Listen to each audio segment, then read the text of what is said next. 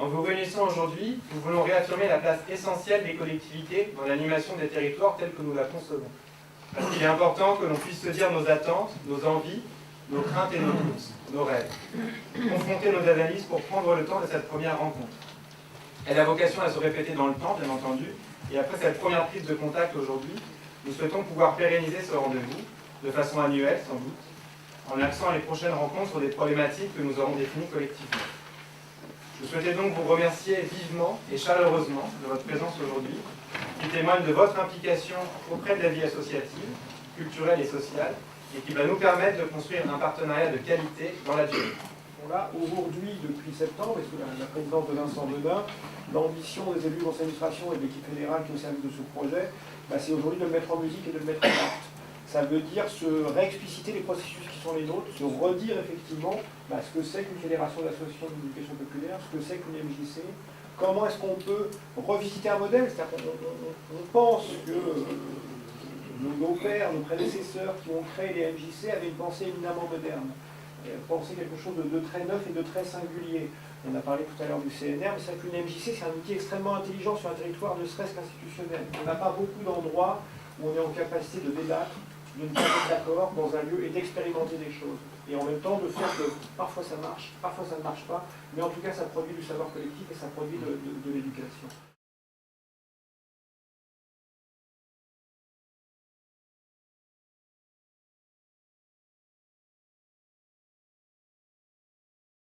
Nous sommes effectivement, je rebondis un petit peu sur le dernier paragraphe, effectivement, nous sommes dans l'attente, nos envies, nos craintes, nos doutes et nos rêves. On est en train de construire une MJC qui, dans les statuts qui étaient déposés il y a un peu de temps, il y a un mois, quelque chose comme ça. Donc on est vraiment en septembre. Donc moi je suis bénévole, donc là les administrateurs, et donc on est effectivement tout à fait à l'écoute de tout ce qui peut se passer aujourd'hui, et à l'écoute donc des élus effectivement qui peuvent avec lesquels on peut travailler. On a eu envie donc de faire cette MJC parce qu'on pense que dans le sud-Essonne et sur Metz, il y a une demande, parce qu'il n'y a pas de MJC du tout dans tout ce territoire-là, qui doit environ avoir 50 000 habitants, grosso modo, entre Étampes et Metz. Moi, pour mener justement cette coordination entre tous les services de la ville, sur tous les secteurs, donc que ce soit la culture, que ce soit la jeunesse, pour reprendre essentiellement ceux qui concernent la MJC, c'est pas toujours évident de pouvoir expliquer aussi justement ce lien, cette complémentarité, puisqu'on n'est pas là pour faire à la place d'eux ou pour faire mieux qu'eux, mais au contraire cette complémentarité qu'il peut y avoir de positionnement déjà et aussi d'éléments communs. Et en ça, je trouve ça très intéressant. Et pas seulement sur des moyens humains ou financiers, mais au contraire sur des valeurs et une philosophie d'éléments. Je pense que ça, c'est très très positif. Sur le fait que les conventions futures doivent restituer le sens. Et nous avons évoqué la notion de temporalité. Je pense qu'on ne peut pas non plus s'absoudre de la notion de territoire. Il a été évoqué par Monsieur le Président la réforme des collectivités. Donc la négation, quelque part, des territoires. La négation de la démocratie. Donc ce que nous évoquons en termes de passerelles, de liens, de complémentarité entre les services publics municipaux et ce qui est dispensé au sein des MJC, de mon point de vue, dans l'élaboration des futures conventions, devra prendre en considération cette notion de territoire. Ce qui est essentiel, effectivement, en termes de coopération entre le service public, par exemple, et MJC, l'outil MJC, on va pouvoir discuter, échanger, débattre, co-construire ce qui se passe à partir, par exemple, de l'acte 3 de la décentralisation, l'histoire des territoires. Est-ce qu'on peut, en tant que service public territorial, le faire? Oui, on peut le faire.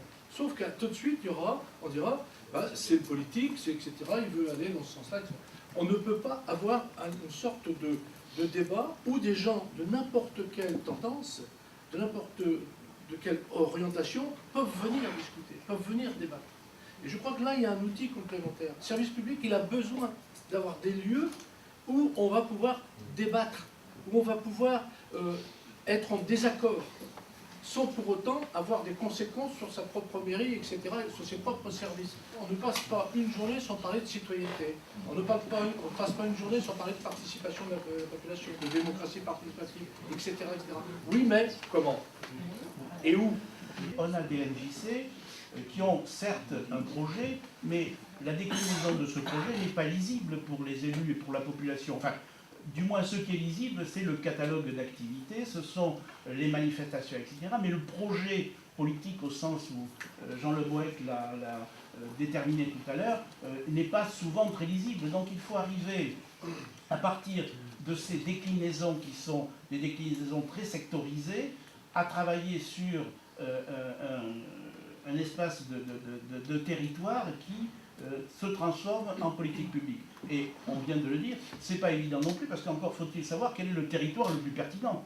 Quelle est votre stratégie pour que vous soyez un des acteurs importants du débat public au sein des collectivités, puisque les élus sont confrontés à cette question, comment finalement faire vivre véritablement la démocratie participative?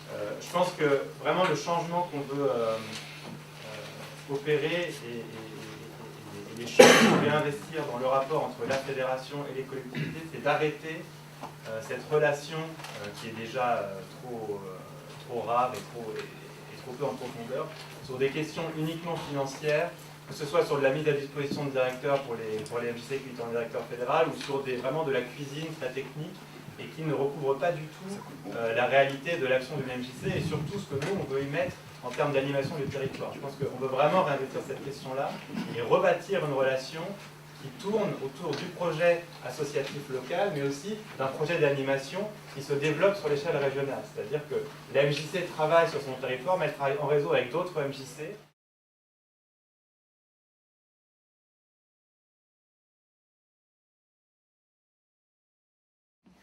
Ceci m'amène à évoquer la question de la formation de nos professionnels et de nos bénévoles. Nous travaillons en effet à la mise en place pour la rentrée 2014 d'un projet de formation avec l'École supérieure du professorat et d'éducation de l'Université Paris-Est-Créteil. Cette formation aura 3 volets. Un premier volet pour la formation de cadres d'éducation populaire, un second pour les animateurs des structures culturelles et sociales, et un troisième pour les bénévoles et les responsables associatifs. Il s'agit donc de revaloriser notre corps de professionnels en lui donnant une réelle capacité d'action dans les territoires, en le dotant d'un socle commun qui en fasse un corps de métier au service d'un projet d'éducation populaire. Il s'agit aussi d'outiller les bénévoles qui prennent des responsabilités dans nos associations pour qu'ils puissent assumer les charges parfois difficiles qui incombent à un élu associatif aujourd'hui, tout en leur permettant de prendre du recul sur leurs pratiques et de se construire une représentation philosophique et sociale de l'action associative. Parce que souvent, effectivement, on a trop segmenté les problèmes, mais on a trop segmenté aussi les fonctions et les missions qui sont données aux gens. De sorte que même s'il y a une politique globale qui est définie quelque part, dans la pratique, qu'elle soit professionnelle ou la pratique des élus associatifs y compris, on a trop souvent spécialisé et segmenté les missions, ce qui fait que c'est difficile d'avoir cette vision transversale. Donc, je pense qu'il y a un véritable enjeu à faire ça. Pour nous, l'association, ça veut dire former les élus et les bénévoles de sorte que, forcément, ils ont une préférence, une origine, un parcours singulier dans l'association, mais de sorte qu'en tant qu'élus, ils soient vraiment en prise avec le projet associatif en général et qu'ils aient une vision globale de tous les enjeux, qui soient institutionnels, qui soient sociologiques, qui soient économiques, qui soient culturels de l'association, et créer au niveau des professionnels des métiers qui soient des métiers généralistes, que ce soit pour le métier de directeur ou les métiers d'animateur, mais qu'on ne soit pas sur des fonctions très spécialisées, mais qu'on soit vraiment sur cette dynamique-là. De la même façon que beaucoup de cadres qui sortent actuellement de la formation des cadres municipaux n'ont pas une grande idée de la vie associative, de ces questions-là. De la même façon, beaucoup de directeurs de MJC n'ont pas une vraie connaissance, on l'a vu l'autre jour au niveau de la formation sur l'acte 3 de la décentralisation, et encore ceux qui sont venus avaient un niveau quand même de réflexion assez avancé, mais beaucoup ne sont pas du tout non plus formés à ceux qu'ils vont rencontrer comme partenaires, comme problématiques, etc. dans les collectivités. J'ai fait un service civique pendant 10 mois. J'avais déjà un parcours en tant qu'animatrice, mais plus dans l'économie, des centres de loisirs, où j'avais un peu fait le tour, où je me sentais plus du tout à l'aise là-dedans. Et puis j'ai découvert la MJC par le biais d'une formation dans laquelle j'ai dû faire un stage d'1 mois. C'était une formation qui s'appelle Filigrane, c'est technique des métiers du spectacle, transférable dans le socio-culturel et médico-social. Et donc j'ai fait un stage d'1 mois à la MJC. J'ai pu rencontrer aussi les services civiques et les polytechniciens qui sont en stage à la MJC pendant 10 mois dans le cadre d'une formation humaine, de faire rencontrer des jeunes d'un avenir entre guillemets incertain et des jeunes d'un avenir tout tracé. Et maintenant, je suis animatrice à la MJC et je suis très contente et je travaille dans ce sens-là d'éducation, mais au sens très très large, c'est-à-dire éduquer, c'est ça, c'est recréer du lien avec les gens.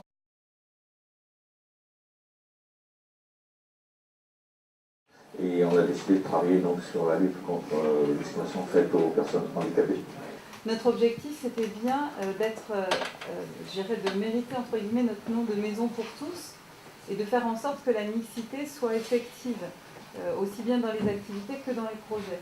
Et donc ça passait par les formations, ça passe par des accueils quelquefois séparés, hein, comme l'atelier de danse qu'on voit là, qui est uniquement pour des personnes handicapées, mais en même temps, cet atelier, à un moment de l'année, commence à travailler avec un autre atelier de personnes lambda qui viennent prendre des cours de danse pour créer une chorégraphie commune qui est présentée lors d'un événement de la MJC. Et c'est systématiquement ce qu'on propose. C'est-à-dire que la transversalité existe, je dirais, de façon générale dans la plupart des MJC. Enfin, nous, c'est vraiment quelque chose qui existe depuis toujours entre toutes les activités.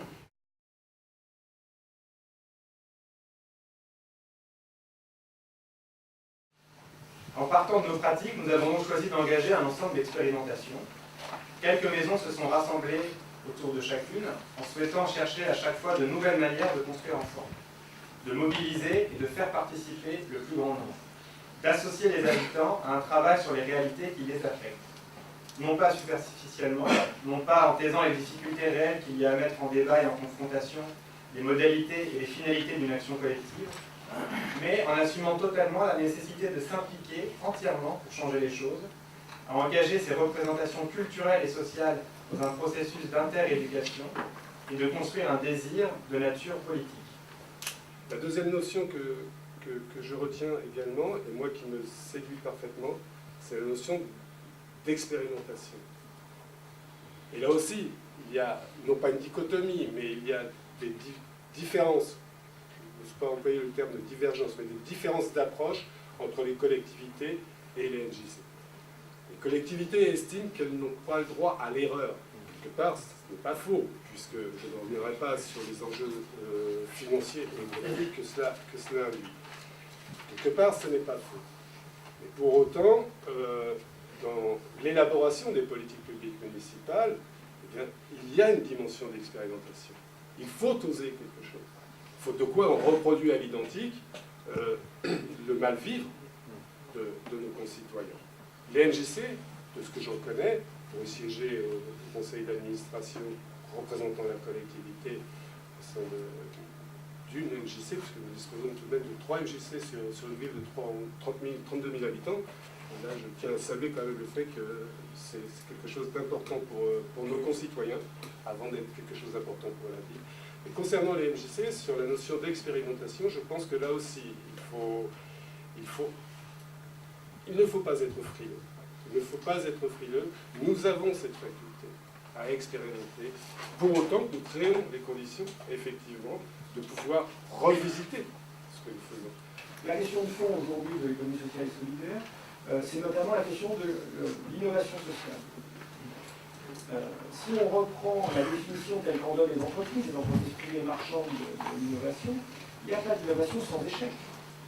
Donc si nous voulons réellement être en capacité des lieux qui construisent des innovations, qui à un moment vont être reprises éventuellement par les collectivités, ou par nos associations, où on se sépare, on l'a tous connu dans nos associations lycées, la mise en place d'une activité, d'un projet, d'une préfiguration, qui finalement devient pour gros, trop important, pertinent aussi pour l'ensemble d'un territoire qui est plus grand que ce que peut gérer la MJC, et qui est ensuite repris par la collectivité associative ou par d'autres acteurs.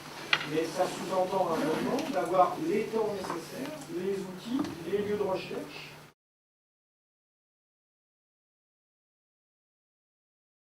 Ce qu'on a constaté, c'est que si on travaille ensemble, ça ne marche pas. Une fois de plus, y compris à l'intérieur d'une ville, quand les services sociaux ne travaillent pas avec, quand les services sociaux, les services jeunesse ou les services culturels ne travaillent pas avec les maisons de quartier pour savoir ce qui se passe dans les quartiers, pour pouvoir agir dans les quartiers, ça ne marche pas. Donc ce travail en commun est extrêmement fondamental. Donc le hip-hop, c'est pas ce que vous voyez simplement dans les clips, certes il y en a, mais il y a toute une histoire derrière. Ça va même plus loin, c'est limite politique. C'est une façon de penser, une façon de s'habiller, une façon de parler, une façon de manger, c'est malheureux à dire, mais c'est vrai. Je sais pas, c'est vrai que moi ça m'a permis, j'ai des parents qui viennent me voir et disent voilà, ma fille elle est très timide et je pense que le hip-hop va l'aider. Parce que c'est vrai, on donne beaucoup, c'est de l'énergie où on donne. On danse pas pour soi, on donne aussi pour les autres, surtout pour notre public, et que ça a aidé énormément d'élèves. C'est vrai que moi, j'ai vu des élèves se transformer. Là, j'en ai une que je suis depuis 2 ans, même un petit garçon que je suis depuis 2 ans. Mais ses parents, ils me disent, il s'est métamorphosé. Sauf qu'il y a quand même un problème, c'est qu'on voit essentiellement des filles. On est en échec. On est en échec aussi bien dans les municipalités que dans les MJC. Il y a toute une catégorie de garçons qu'on ne touche plus, qu'on n'arrive pas à toucher. C'est un défi terrible que l'on a. On ne répond pas à ce défi, on va dans le mur. Et vraiment, je n'ai pas de solution. On n'est pas meilleur dans les mairies que les MJC. Mais je crois que c'est vraiment une priorité, c'est un objectif à avoir. Effectivement, il n'y a pas de solution évidente, toute faite, etc.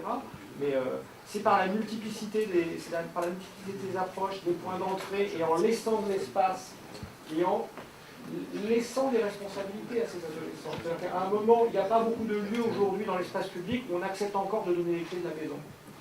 Dans une MJC, on peut donner la clé. J'ai eu une réflexion sur le fait que c'est pas parce que les jeunes des quartiers populaires, forcément, notre conception de l'éducation populaire est aussi de faire accéder, c'est de réduire les inégalités sociales, culturelles. En leur proposant bien sûr ce qu'on appelle du street art, parce qu'ils ont soif, ils ont besoin de danser le hip-hop parce que c'est leur truc, parce qu'ils sont bombardés aussi de télévision où le street art est à la mode, mais aussi de rendre accessible la culture avec un grand C, pour réduire les inégalités aussi. Alors on a décidé avec 2 MJC de faire un des séjours de vacances, avec la MJC de Courcouronnes et la MJC de Bonneuil. À un moment donné, on se retrouve confrontés, nous, MJC, avec les services de la municipalité, avec des associations différentes, où on est d'une forme concurrentielle. Et en fait, sur quoi se raccrochent les gens? Sur l'activité, et non pas sur la forme que ça va donner. Donc on a choisi quand même de donner un titre, donc c'est activité scientifique, comme ça on avait des gens qui viennent et qui participent à nous. Mais à partir de là, on a fait carrément autre chose, c'est-à-dire qu'on a fait d'autres choix. Les jeunes ne cherchent pas à empiler des activités les unes par rapport aux autres, parce que la difficulté que les jeunes ont également dans leur vie courante, c'est que le mercredi, ils font la MJC le matin, le conservatoire l'après-midi, et je ne sais trop quoi le soir, ce qui fait qu'ils empilent des activités sans que ça ait un vrai sens pour eux, si peut-être de dire, tiens, j'ai la possibilité de le faire ou autre. Et là, en fait, l'activité principale était de vivre ensemble.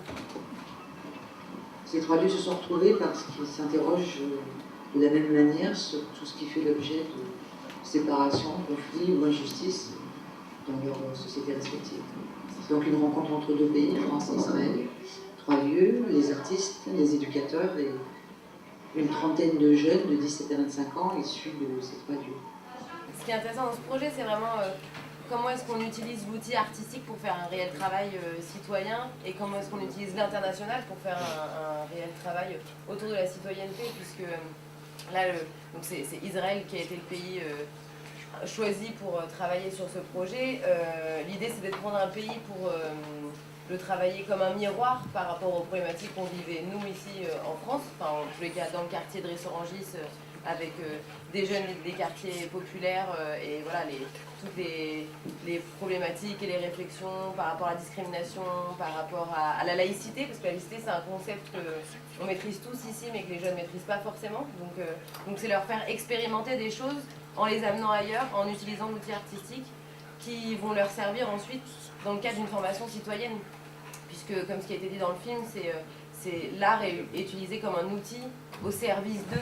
Et avec comme objectif de travailler sur l'épanouissement, l'autonomie de la personne et puis sa transformation, parce qu'en allant rencontrer l'autre et l'autre loin, ben, on comprend plein de choses sur soi. Mais je pense qu'il y a un vrai intérêt à un travail international comme un miroir, et aussi pour cultiver cet esprit de voyage un peu. C'est-à-dire que quand on dit maison des jeunes et de la culture, c'est pas maisons qui sont consacrées que pour les jeunes, c'est des maisons qui cultivent l'esprit de jeunesse, et dans l'esprit de jeunesse tel qu'il est défini un peu dans nos statuts, c'est à l'intérieur aussi l'esprit de voyage, l'esprit de découverte, l'esprit d'aventure, l'esprit de partir.